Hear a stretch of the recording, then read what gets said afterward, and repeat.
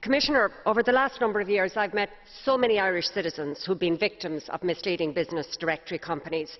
For example, I met a school secretary who paid over €2,000 because the school couldn't afford to pay it, and she felt responsible because she just signed the form. Also, she felt very foolish. She thought nobody could be so stupid as to do what I've done, not realising, of course, that this happens to people all of the time. I met an elderly lady whose husband was a taxi driver, and she received a form and there were some errors on the form. She merely thought she was correcting the errors, sent it back, and of course subsequently for 2 years she continued to receive these threatening letters. And I mean, she was terrorised by the letters in the sense that she was afraid to open the letter when it would arrive in her door.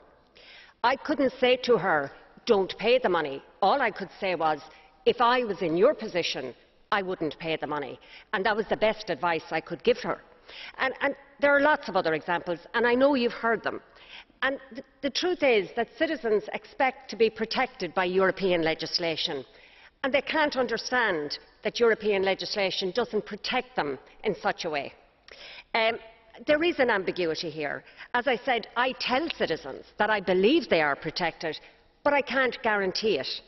And it's my understanding, for example, that one of these companies was convicted in one region in Spain, and yet all it did was simply move to another region and continue its work.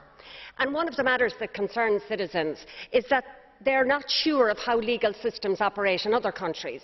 They may feel that within their own member state they will be protected, but they are not sure what happens in another member state. And equally, of course, if these companies move outside the EU, again they have concerns about that. So it's good to hear that the Commission shares our concern and that you are pushing cooperation between member states and again looking at cross-border cases and trying to inform citizens and companies. You said it was urgent, Commissioner, but it's been urgent for a very, very long time. Citizens see many areas where EU legislation impacts on their lives, and yet they cannot understand why they are not protected from fraudulent companies. So I would ask you, Commissioner, to understand that the word urgent means now. Thank you. Marian Harkin.